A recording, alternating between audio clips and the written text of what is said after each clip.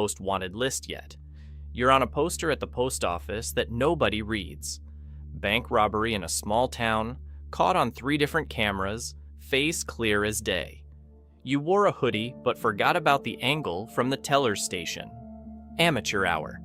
The FBI opens a case because it's a federal crime, but you're just a number in the system.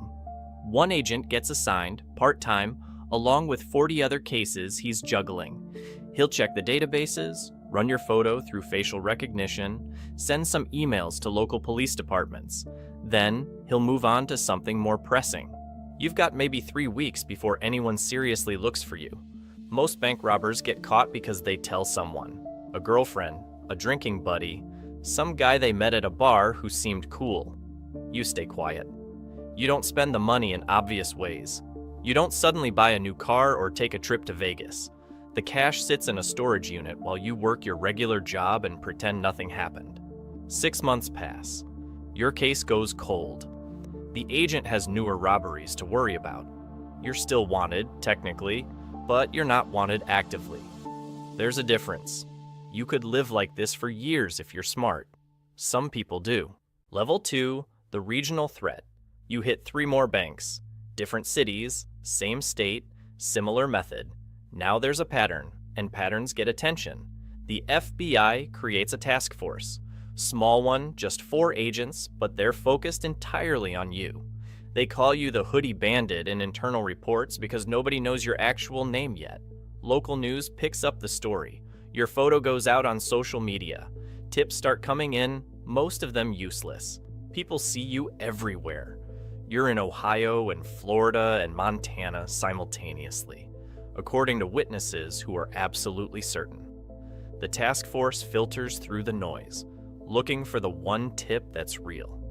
You make your first serious mistake. You use your phone near a bank you're scouting, just checking Google Maps, nothing illegal, but your phone pings a tower. The FBI doesn't have your number yet, but they have data from every phone that was in that area during your surveillance window. That's 3,000 phones. They'll narrow it down. The list gets shorter every time you scout a location. You don't know this yet. You think you're being careful. You vary your targets, change your appearance slightly, never hit the same region twice in a row. But digital exhaust is piling up in databases you can't see. The net is tightening, and you won't feel it until it's already closed. Level 3, the federal priority. You graduate to violent crime. A robbery goes wrong. Security guard pulls a weapon. You pull yours first. He survives barely, but now you're not just a thief. You're an attempted murderer. Everything changes. The task force triples in size. Your case gets a dedicated intelligence analyst who does nothing but build a profile of you. Where you strike, when you strike, the gaps between crimes, the geographic pattern that you think is random but isn't. Humans are terrible at randomness. We create patterns without realizing it. The analyst sees them. Your face goes on billboards. Crime Stoppers offers a $25,000 reward. Your photo is on the FBI website now, not the most wanted list yet, but you're climbing. The media gives you a better nickname, something that sounds dangerous. The news runs your story every time there's a slow news day. You become real to people, not just a face on a poster, but a narrative, a threat in their community. Tips flood in by the hundreds. One of them is your ex-girlfriend who recognized your hands in the surveillance footage. She didn't know it was you at first, but then she saw the way you hold a gun, the stance, and something clicked. The FBI is at her door within hours. Level 4, the manhunt begins. They know your name now. They know where you grew up, where you went to school, who your family is. Agents interview your parents, your siblings, your former co-workers. Everyone you've ever known gets a visit. Some of them cooperate. Some of them don't. Your mother cries and says she doesn't know where you are, which is true. Your brother says nothing and closes the door. The FBI freezes your bank accounts. They monitor your email, your social media, every digital footprint you've left behind. They track down your known associates and put surveillance on them, hoping you'll make contact. You've been smart enough not to so far, But isolation is its own kind of prison. You're sleeping in motels, paying cash, using fake names that won't hold up under real scrutiny, but work fine for a clerk who doesn't care. You're in Missouri, or maybe Arkansas, somewhere in the middle of the country where you can disappear into small towns that don't ask questions. You grow a beard, lose weight from the stress, start to look different from your photos, which helps. But you're running out of money, and that means you'll need to hit another bank soon. The preparation takes 2 days. You scout a target in a town so small it doesn't have a traffic light. Population 800. 1 bank, 2 employees. The kind of place where everyone knows everyone, which makes you visible, but also makes the FBI presence unlikely. They're focused on cities. You're betting on that. The robbery takes 4 minutes. You walk in at opening, mask on, gun out. The teller is 60 years old and shaking so hard she can barely open the drawer. You take $12,000. Not enough to run forever, but enough to buy time. You're back in your car before anyone thinks to call the police, 3 counties away before the local sheriff even gets the description. But something went wrong. The bank had a new security system installed last month. Facial recognition that captured your eyes, your gait, the specific way you moved through the door. The footage uploads automatically to a federal database. The match comes back in 17 minutes. The task force knows where you are. Not exactly, but close enough. Within a 100-mile radius, they mobilize everything. Helicopters, roadblocks, local police departments coordinating across state lines. Your phone, the burner you thought was safe, pings a tower outside the town. They triangulate your direction. The radius shrinks to 50 miles, then 20. You don't know any of this is happening. You're driving the speed limit on back roads, thinking you got away clean, thinking you bought yourself another month. The first roadblock appears on Highway 63. You see the lights a quarter mile ahead and turn off before they spot you. Your heart rate spikes. That wasn't random. They're looking for you specifically. The net is closing. You ditch the car in a grocery store parking lot and walk into the woods. It's January. Temperature in the 20s. You're wearing a jacket meant for autumn, not winter. You have the $12,000 in a backpack, a handgun, a bottle of water. No plan beyond getting distance between yourself and the road. The woods are dense. Oak and pine, the ground is frozen. You move fast at first, then realize speed doesn't matter if you don't know where you're going. You slow down. Try to think. The next town is 15 miles north. You could make that by nightfall if you push. Find a motel. Figure out the next move. But your feet are already going numb. Level 5, the fugitive. You survive 3 days in the woods. Temperatures drop to single digits at night. You build fires that you extinguish before dawn. Terrified the smoke will give you away. You ration the granola bars you bought at a gas station, eating half of one per day. The water bottle freezes. You melt snow in your hands and drink it, knowing it's dropping your core temperature, but having no choice. On the 3rd night, you see lights through the trees. A farmhouse, isolated. 1 vehicle in the driveway. You watch for an hour. No movement. No signs of life beyond a light in the kitchen. You need warmth, need food. Need to get out of the cold before hypothermia finishes what the FBI started. You break in through a basement window. The house is empty. Not abandoned, but the owners are gone. Vacation, maybe. You find canned food in the pantry, blankets in a closet.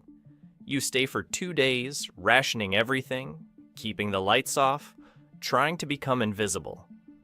On the 2nd day, a neighbor drives by slowly, too slowly, looking at the house like something's wrong.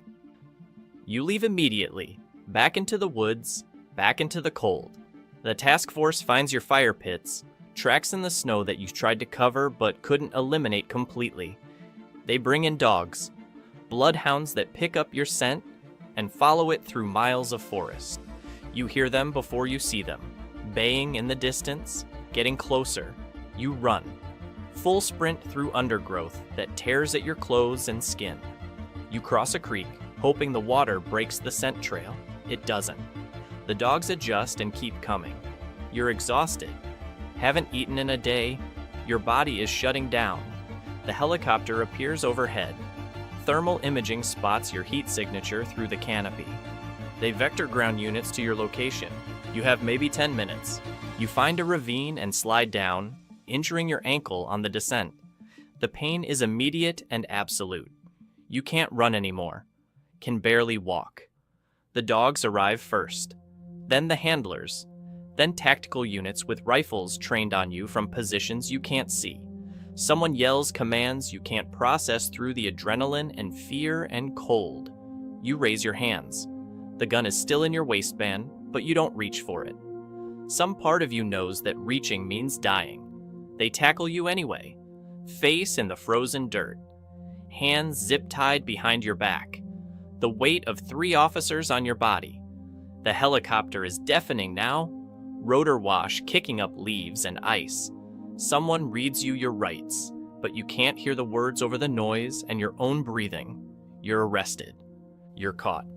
15 months of running ends in a ravine in Missouri, with your face pressed into soil that smells like decay. The charges scroll past you in the county jail. Armed robbery times 14, attempted murder, assault with a deadly weapon, fleeing, weapons charges. Each count carries years. Together, they carry decades. Your public defender is 26 and handling 70 cases. She's competent but drowning. She tells you the evidence is overwhelming. The surveillance footage, the DNA from crime scenes where you left sweat or skin cells, the ballistics matching your weapon to 3 different robberies. The federal prosecutor offers a deal. Plead guilty to 8 counts. Accept 40 years. Or go to trial and risk life without parole. You take the deal. The sentencing hearing lasts 20 minutes. The judge reads the charges, asks if you understand. You say yes. He sentences you to 40 years in federal prison. No parole. You'll be 71 when you're released. If you survive that long, they transfer you to USP Leavenworth 3 weeks later. Maximum security. The bus ride takes 11 hours, shackled to 8 other inmates who don't speak. The prison appears on the horizon like a monument to failure. Concrete walls 30 feet high, guard towers at each corner, razor wire catching sunlight in a way that looks almost beautiful from a distance. You're processed, stripped, searched, issued uniforms that smell like industrial detergent, assigned a cell that's 8 by 10 feet, a toilet without a seat, a bunk bolted to the wall, a cellmate who's been inside for 19 years and stopped talking to new arrivals a decade ago. The first year is the hardest. Everything you were before this doesn't matter. Your name becomes a number. Your identity becomes a classification. Medium risk, general population. Cell block D. You learn the rhythms. Count time at 5 a.m. Breakfast at 6. Work detail at 7. The days blend together. Weeks become months, become years. You stop counting after the first 18 months. It doesn't help to count. Some inmates find religion, some find education, some find violence. You find routine. Work in the kitchen, read in the library, exercise in the yard, keep your head down, avoid the gangs, avoid the guards, avoid anything that adds time to a sentence that's already longer than most marriages. 22 years pass. You're 53 now. Gray hair, bad knees, scars from a fight you didn't start but had to finish. Your mother died while you were inside. Your brother stopped writing after year 7. You have no one waiting for you on the outside, no life to return to, just a release date that feels both impossible and inevitable. When you finally walk out, the world has changed in ways you can't process. The technology, the culture, the way people talk and dress and move through space. You're a ghost, a relic from a different era. You have $600 from prison wages, a bus ticket to a halfway house in Kansas City, a parole officer who's already skeptical. You were on a poster once, wanted by the FBI, hunted across state lines. Now you're just another ex-con trying to figure out how to buy a phone and apply for jobs that won't hire you. The most wanted list continues without you. New faces, new crimes, new people making the same mistakes you made, thinking they're smarter than everyone who came before. They're not. Nobody is.